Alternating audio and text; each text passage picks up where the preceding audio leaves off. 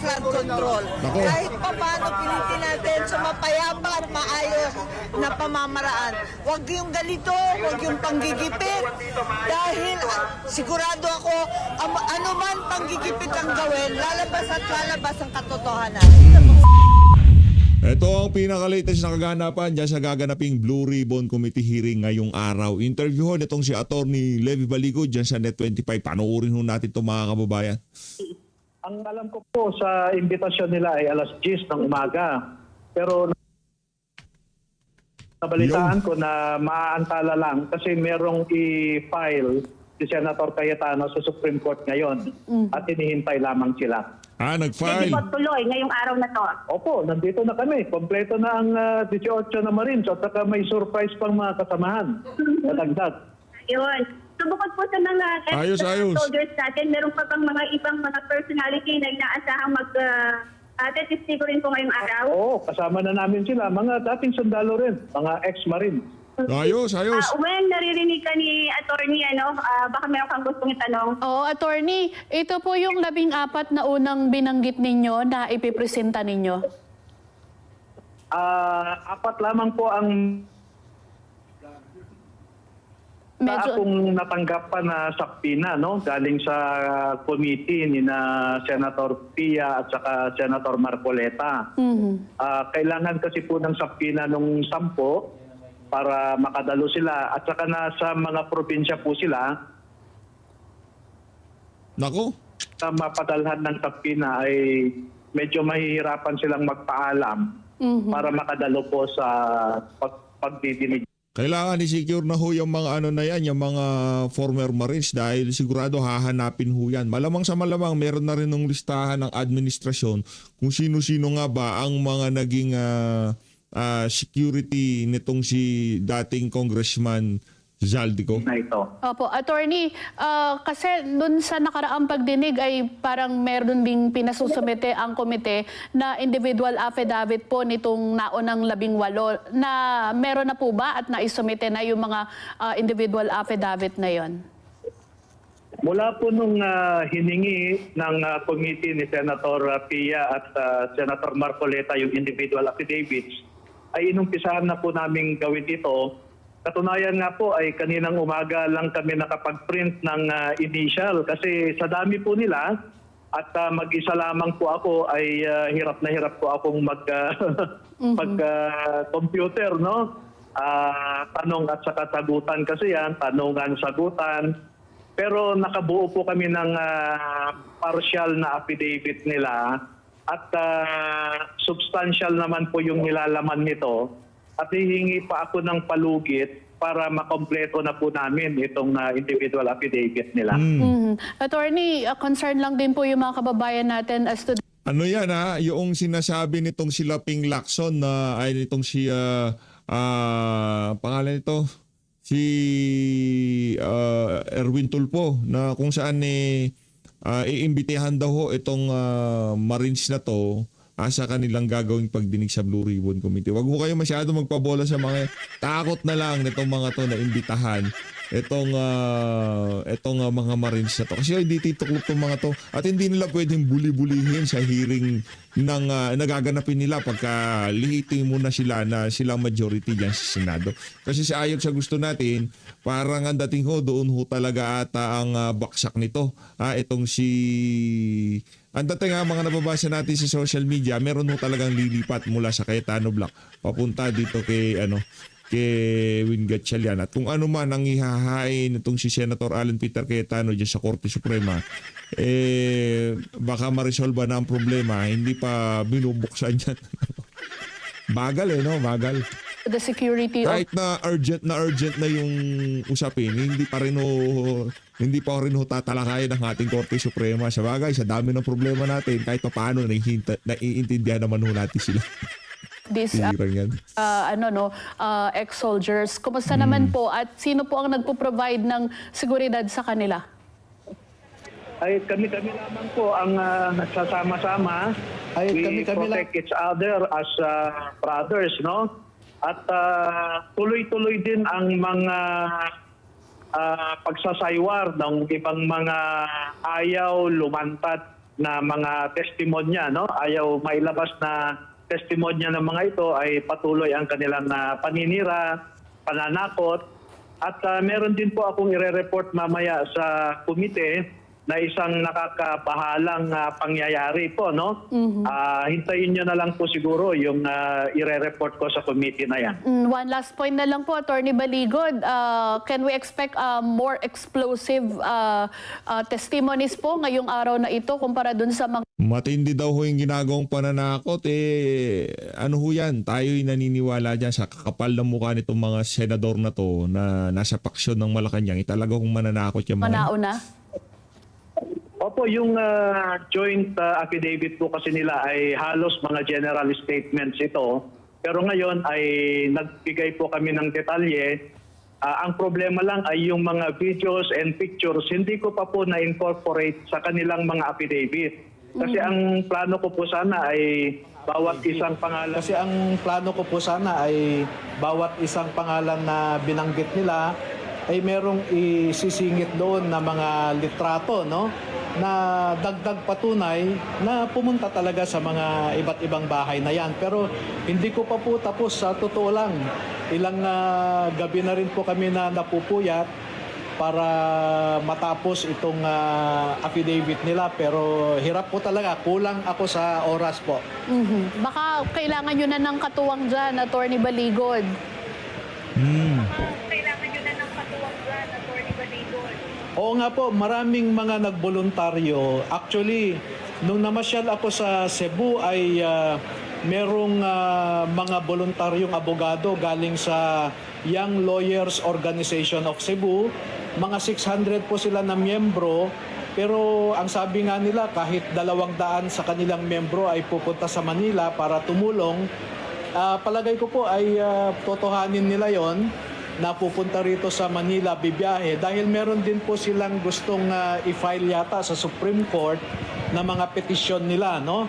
So, hintayin po namin para matapos na rin po ng yung kabuuan na individual affidavit ng bawat isa sa kanila. Sige, Ayun. hindi na po namin kayo Ay, masyadong matapos na namin. aabalahin, Attorney Baligod, at antabayanan po namin ang pagpapatuloy ng pagdinig ngayong araw na ito. Eden? Oo, maraming salamat po sa oras ninyo. When yan lang muna, Atty. Huwag ka muna umalis. Meron po ba yung information na natanggap na Si Ma'am may Eden Santos planong to. arestuhin dito sa venue yung ating mga ex-Marines? Narinig ko yan, no? Na sinabi ni Matibag. Narinig ko yan, no? Na sinabi ni Matibag. Pero alam mo si Matibag parang hindi na abogado kung magsalita, no? Parang goons na siya eh. Parang siya na yung nananakot sa mga tao. Sige nga, arestuhin niya kami. Patotohanan niya yung sinasabi niyang pananakot na aarestuhin niya ang lahat ng dadalo ngayon. So I welcome him, arestuhin niya kami. Para tingnan po natin kung saan ilalagay ang bawat isa sa amin.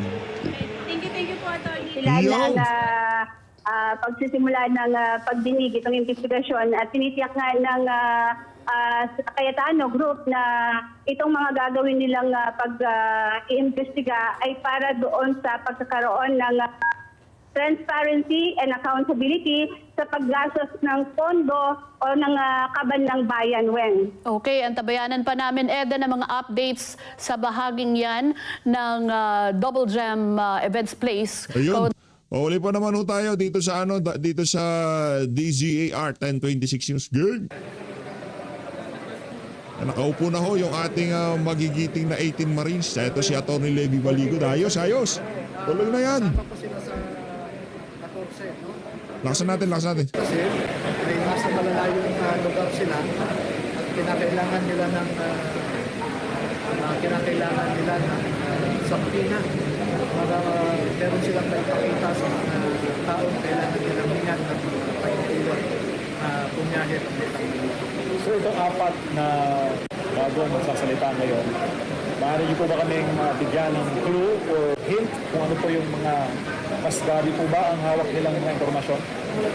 mga dati rin silang sundalo, dating Marines, dating empleyado ni Salvico.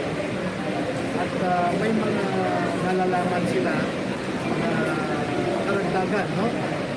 halimbawa, meron isa sa kanila na siya mismo ang kasama noong ibinigay sa isang mambabatas. Nako! Yung mga pera na nakasilip sa Balita. maleta. Yan. Isang senador ito nakita nila. So marami pa kong ibang example. Sir, kamusta na po ang laban natin, sir? Maraming pressure. Mababasa ko yun ng taong bayan, no? At updated ko ang taong bayan sa mga hinahaharap po ng mga challenges ng Voidoy team. Siyempre lang dapat ang tingnan ng ating mga kababayan. No? Sino ko ba ang humahanda para lumabas ang mga nalalaman ng mga saksi ng pinakamalaking nakawan sa kaban ng bayan. No? So, salamat sa pamumuno ni Senator Pia Cayetano sa Blue Ribbon Committee na gusto niyang ipagpatuloy ang pagdinig nila para lumabas at malaman ng taong bayan kung sino talaga ang mga nagnakaw. Pero meron naman ibang grupo dyan na pinagtatakpan nila, pinapahirapan kami. Halimbawa na lamang si Melvin Matibag ng NBI na kung tutusin po natin, ang NBI ay binuo po yan para mag-imbestiga ng mga krimen.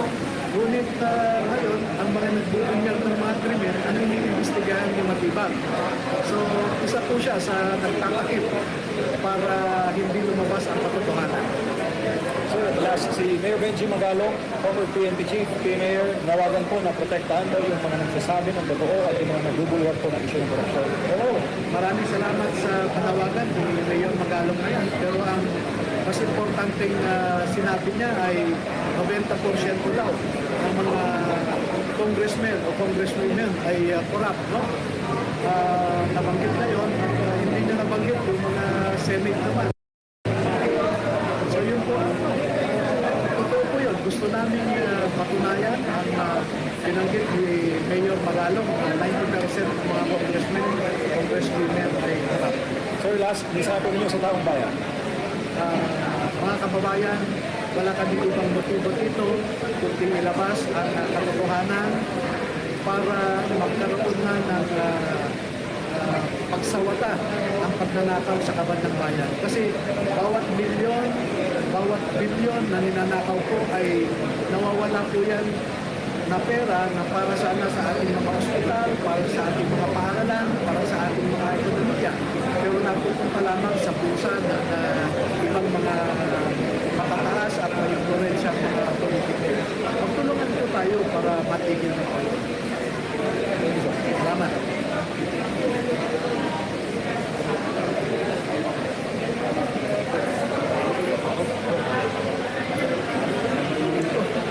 Si ano pala yun eh.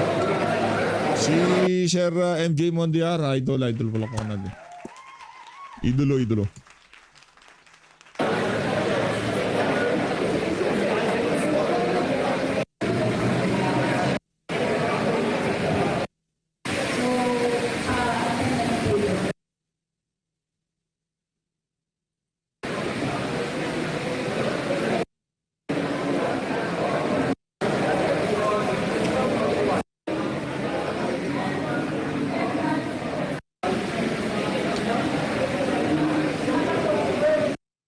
Habang iniintay ho natin yung mga kaganapan dyan sa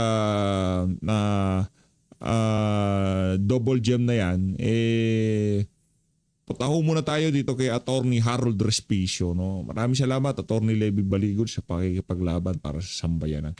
Ito si Attorney Harold Respicio. Game! Sounds. Everybody Respicio! Yo! Tayo ngayon sa double gem kung saan mangyayari yung Blue Ribbon Committee hearing. At sabi Ayos. nila, hindi ito matutuloy pero mukhang matutuloy dahil dumating yung asawa ni Mike Defensor dito at pumasok yung mga kontrata para sa kanilang paggamit ng venue at papasok na yung security na mga kasama ni Mike Defensor. May kontrata pala eh. Hindi pwedeng umatras yung double gem. May kontrata, hindi pwedeng isang tabi ang kontrata na yan. At mukhang matutuloy tayo. At ako yung nasa...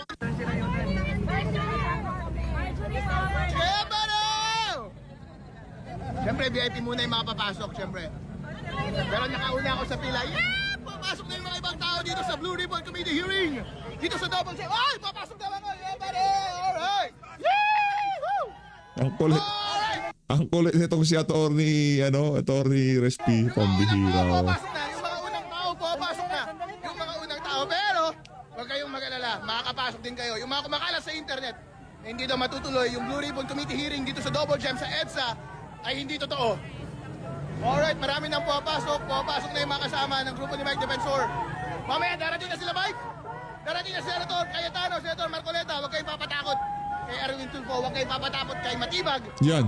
Andito na ako sa loob. Pag nandito na Aba, ayos nakapasok tong si Idol. Lakmakan natin. Iba talaga pagka sikat na vlogger, no? Sikat na abogado pala, mabilis pa sa alas 4. ako sa loob. Hindi ako lumalabas. Hindi ako lalabas. Alright? Gusto na ba? Gusto na ba pumasok? Okay, maalala. Hindi! Pero wala sa akin ang susi. Wala rin sa akin yung bayad para sa venue na ito. Hintayin natin si Mike. Alright, pagkapirma daw ng kontrata, pwede na silang pumasok. Alright! Yeah! Pinipirma na yung kontrata pero malamaleta rin yung kontrata. Everybody rest be show! Andito tayo ngayon sa Double Gem kung saan mangyayari yung Blue Ribbon Committee hearing at sabi nila, hindi na... Next. Hi guys, nakapasok na ako dito sa Double Gem dito sa EDSA kung saan gaganapin ang Blue Ribbon Committee hearing ni Marcoleta at ni Cayetano at ni Mike Defensor. Sabi nila hindi daw tuloy. Nanakot si Matibag, nanakot si Erwin Tulfo, pero huwag kayong maniwala sa kanila. Dahil tuloy na tuloy ngayong araw na ito ang hearing dito sa Double Gem. Dahil nakapasok na ako sa loob. Nasa loob na rin yung asawa ni Mike Defensor, nandito na rin yung kanyang security at mamaya susunod na sila. Ang ginagawa na lang nila sa loob ay pirmahan yung kontrata. Kapag napirmahan na yung kontrata, pwede nang pumasok sa lahat. Yeah, pare! Hi guys, Next. Alright guys, tuloy na tuloy ang hearing. Nag-uusap na sila kung paano papasukin yun yung caretaker ng Double Gem at kinakausap niya yung security ni Mike at kung paano papasukin yung mga 18 Marines dito sa Double Gem sa EDSA. Tuloy na tuloy po ang ating hearing sa Blue Ribbon Committee ng totoong Blue Ribbon Committee Chairman na si Cayetano, totoong Senate President na si Senator Alan Pilar Cayetano at si Marcoleta nandito rin mamaya. Dumating na si Amy kanina pero umalis lang, pero babalik yung mga yon. Babalik din si Javit. Andito na yung asawa ni Mike Baybay at pinaplano na nila yung pagpasok ng mga 18 Marines. Pinaplano na nila kung saan daraan, dito daw daraan mamaya para makontrol natin yung maraming tao sa labas at maraming pulis. Huwag po kayong maniwala kay Erwin Tulfo, kay Matibag at sa mga peking news ng administrasyon na ito na hindi daw matutuloy ang hearing ngayong araw na ito. Importante po ang hearing ngayong araw na ito dahil ito ay parang NBA Finals ng Philippine politics. Dahil bukas may special session na ang Senate. At ang mangyayari dyan, malamang bumaliktad na naman ang isang miyembro ng Senate para ang kapalit ay hindi siya kasuhan. Pero kapag nangyari ang special session bukas, baka magpalit na ng liderato ang Senate, hindi na naman nila itutuloy ang investigasyon about sa korupsyon sa ating bansa. So last chance na natin ito. Last Supportahan chance. natin mga kababayan. At malapit na tuloy, baby! Andito tayo ngayon sa labas, ay sa loob na ng Double Gem, baby! Sa Duterte Rider Supporter! Ang nag-escort ng 18 Marines, mabuhay! Yeah, pare! Mga kababayan na naghihintay sa labas, maghintay na lamang kayo dahil konting panahon na lamang. Yung caretaker po ang kausap natin kanina, naririnig ko na pinaplano na nila ang pagpasok ng 18 Marines, pagpasok ng mga senador ngayong araw na ito. Tuloy na tuloy po. Sa mga gustong pumunta ngayong araw na ito, dito sa EDSA, pumunta po kayo dito. Dahil uling pagkakataon na po ito para marinig natin ang lahat ng nangyari tungkol sa nakawan ng pera ng ating bansa na pinipigilan ng administrasyon ni BBM, na pinipigilan ni Erwin Tulfo, na pinipigilan ng mga korap na senador at mga congressman, na pinipigilan ni Gatchalian, na pinipigilan ni Matibag. Mga walang hiya kayo, bakit ayaw ninyong marinig ang lahat ng boses ng mga nag-witness tungkol sa korupsyon sa ating bansa? Libong-libong tao po ang naghihintay dito sa labas sa EDSA, hindi makapasok dito sa ating gate dahil pinipirmahan pa daw ang kontrata. Pero pinafinalize na po, mga kababayan, yung kontrata at pinaplano na nila yung pagpasok once dumating ang mga 18 Marines at yung kanilang mga dagdag na kasama pa dito sa ating lugar. At bubuhos mamaya ang mga senador at ang ating mga kasama dito, bebe, sa loob. Nandito na ako sa loob. At nandito na yung mga unang parties dito sa loob. At malapit na tayong makapasok, mga kababayan. Konting pagtitiis na lang dyan sa labas, bebe. Huwag po tayo maniniwala sa mga fake news na lumalabas na hindi tuloy ang Blue Ribbon Committee hearing ngayong araw na ito. Yeah, buddy. Alright.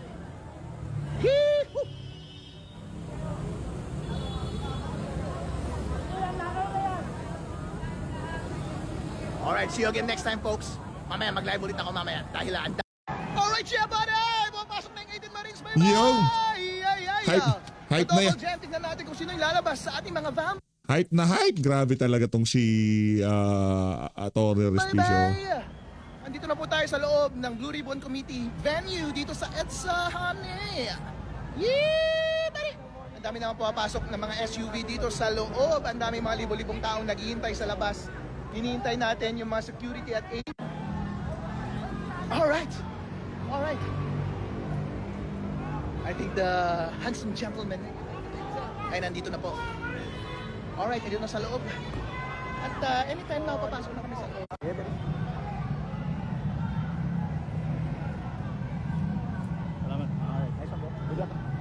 Yee-hoo! Alright. Yung mga 18 Marines at meron pang daragdag na 14 Marines, yung first batch. Alright, siya, buddy! Pumapasok na yung 18 Marines, bye-bye! Yo, grabe, hype na hype tong si Atty. Harold Respicio. Abang lang ho tayo sa mga susunod na kaganapan dito sa dito sa gaganaping hearing na to diyan sa Double Gem, Blue Ribbon Committee hearing. Ambush interview naman ho itong si Amy Marcos ang ating pag-uusapan dito sa bahagi ng video natin na to. Girl, Ang testigo, hinggil sa flood control. Nako. Kahit pa paano pilitin natin sa mapayapa at maayos na pamamaraan. Huwag yung ganito, huwag yung panggigipit. Dahil sigurado ako, ano man panggigipit ang gawin, lalabas at lalabas ang katotohanan. Senator, may ispanong sasabihin kasi din. yan na nga ho ba sinasabi natin dito sa PH Update. Sa dami hong pera, sa dami hong perang ninakaw nitong mga walagyang politiko na to, sa paksyon nitong si Marcos Jr., di ho tayo magtataka kung bakit, napakatindi ho nila, napakalakas ho nilang manggipit. Kasi nga naman, marami ho silang ninakaw sa kaban ng sambayan ng Pilipino. Senator, may session bukas. Senator, may special session bukas. Dito po kayo? Senator, may special session bukas. Dito po kayo?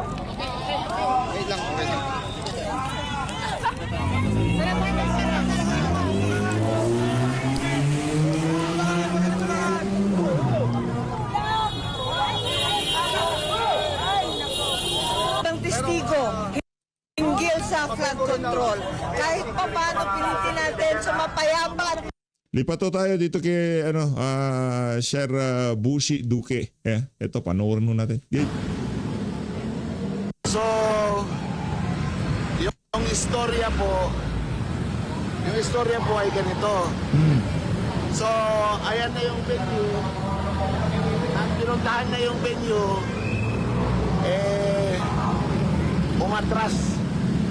umatras yung may-ari.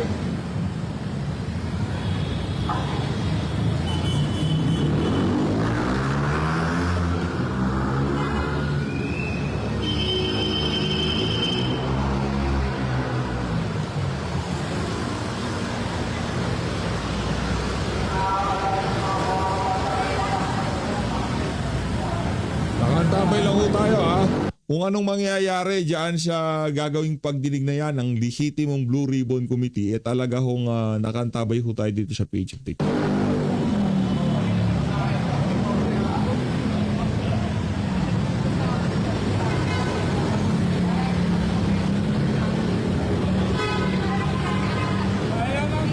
Ayun, bayot! Yung nangyari dito, yung venue kung saan gaganapin yung hearing ng Blue Ribbon ay kinansila ng may-ari. Yung... Ay! Gusto mo? Naglalive din ako. Ngayon, walang magamit na venue ngayon. Yung mga senador talagang iipitin ng administrasyon Marcos lahat. Gagawin nila lahat. Huwag lang lumabas ang katotohanan sa pangit na flood control project na yan kung saan kumita ng trilyon halaga na salapi ang mga politiko ng Pilipinas. Yan po yung nangyari. Ewan po ngayon. Ayan. Ayan po. Pangit po yung nangyari. Pangit. Talagang sinusukol yung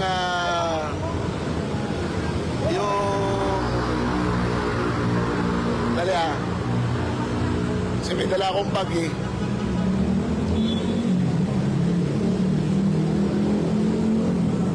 Tanggalin ko lang yung ano.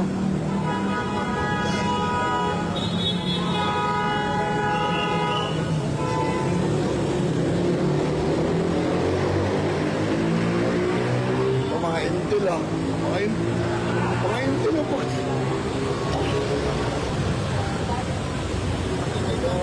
Ay, Edel.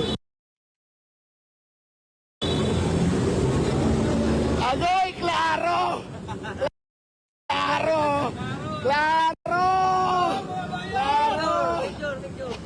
Oh. Sir, ayan. 1, 2, 3. Yun! Sir, thank Oh, you, thank you. Thank you. Wala na tayong... Oh, sir, kunin ko number mo. Pag ano, invite ka namin sa Maigo. Oh, sige. Pero, alam niyo number ko. Nabura yung number ko, sir. Na-delete lahat ng files. Oo. Sir, ay, wait lang. Ay. Teka lang po. 09 15 15 939 939 0881. 0881. Okay. Thank you po. Punta ako dati. Opo, kasi yung mga phone nandito, Oo. lahat. Oo. Kaya ano, message ko kayo. Oo, Pag sige. meron event po ulit. Sabi ko na nga ba eh. Oh. Oh, ngayon, balik tayo. Balik. Ay! Hindi po, oh. Ngayon, balik tayo doon. Ito, pawis na tayo. Eto ngayon, andan.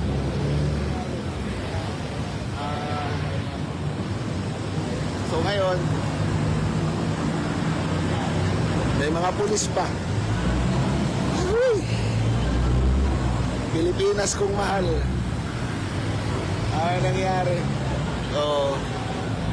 Di ba? Babalik tayo mo yung camera.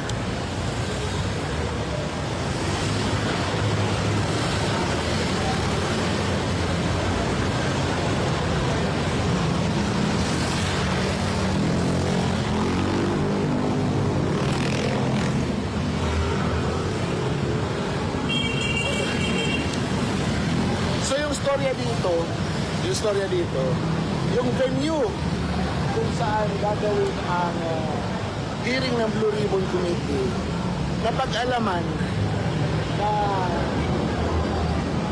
umayaw yung may-ari. Sabi ng caretaker, nakansila daw ang reservation. Kaya, ayan, walang venue. Ayaw talaga ng Administrasyon Marcos na ilabas ang katotohanan. Ayaw nila na makita ng taong bayan yung mga ebidensya patungkol sa manumalyang blood control projects. Alam nyo, kung ako lang, ang tatanungin nyo, nakahanda rin kami. Kasi naimbita din kami. Nakahanda kami maglahat ng aming ebidensya ng mga flood control projects na non-existent. Wala. Tama, ito nga pa lang itong si Sir Duque. Naglilibot-libot dyan sa Ilocos Norte at ipinapakita niya na yung mga sinasabing mga proyekto ng DPWH, kung hindi ghost project, substandard naman. Tama. Doble-doble ang Dapat talaga maging pondo resource at person. marami pang iba. Kaya lang, ang nangyayari, wala tayong venue kung saan pwedeng magsalita. Kaya, ayan, Marcos pa rin. Hindi man na buhay ito talaga. Mapapamura ka na lang. Oh. Mapapamura ka na lang talaga. Hindi mo aasahan na ganito ang mangyayari. Diba? Pagkakataon na sana na makita ng mga Pilipino yung mga ebidensya na dala ng mga inimbitahan. Kasama kami doon. Sana imbitahan. nakahanda na kami sa aming mga sasabihin at presentation. Papatunayan namin na may mga flood control project na pinondohan ng paulit-ulit. Patutunayan namin na may mga flood control project na talagang wala. Ito na ay nangyari. So, ay, naging press conference na lang. Okay lang si sir. Okay lang si sir. Okay lang. Andun si Manong. Andun si Manong. Ay.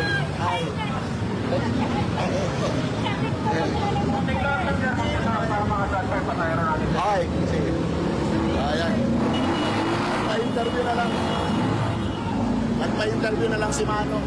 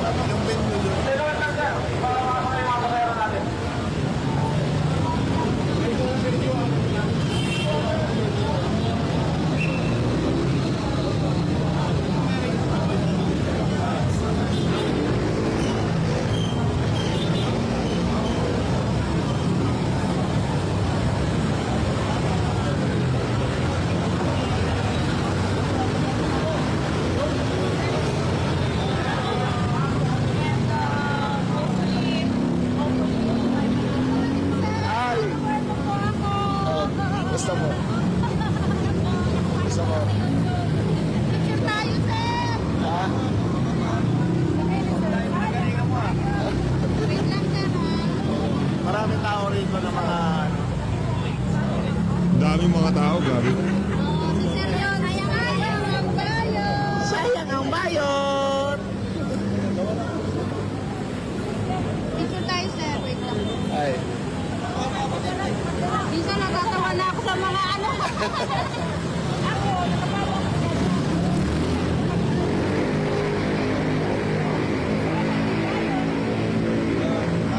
Wait lang, sir! nakapalo ko sa'yo. Sir!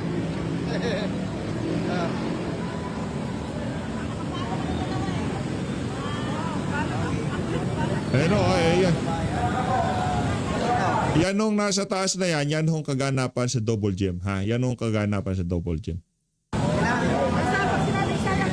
ulit, sir! Nakalian. Nagtagumpay ba sila Marcos sa kanilang pagpapahinto ng gagawin? Yung gate dito, police. Ayan o.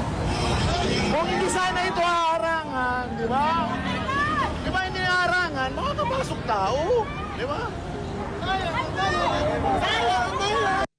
Dito na ako sa loob ng Yun, venue. nakapasok na, Alam nakapasok nyo, na. ang hirap pumasok dito dahil yung mga pulis, nandun mismo sa yung papasok ka sa gate, no? Ito ngayon yung sitwasyon dito. Ngayon, ang tanong ko lang, kung si Marcos ay mataas ang trust rating at kung sinasabing legal at ang sinusunod talaga yung mga senador na nagsasabing sila yung totoong may hawak ngayon ng Senado, eh bakit ganito yung treatment sa amin? Di ba? Bakit para kami mga kriminal? Eh, hindi naman kami mga kriminal. Ano ba ang kinatatakot ninyo? Ano ba yung problema ninyo? Yan. Ano ba talaga ang tinatago ninyo? Mamaya, malalaman natin yan pag magsimula na yung hearing. Sayang ayot! Yung gate dito, police. Ayan o. Kung hindi sana ito harangan, di ba? Di ba hindi harangan? Makakapasok tao. Di ba?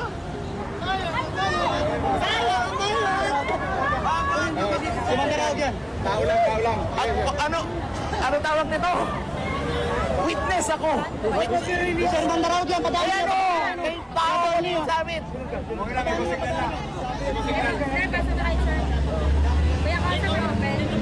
Dito, sir. Pati yung sasakyan, sir. Wala na yung sasakyan eh. Andun. Sayang ang bayot, sir. Sayang ang bayot! Kuya Oning, Duterte Rider supporters. Grabe yung polis. Grabe talaga. Talagang inihigpitan. Mga polis, bakit sila yung nagiging doon, parang gate? Hinaharangan yung papasok dito. Yun ang buhay ito. Diba?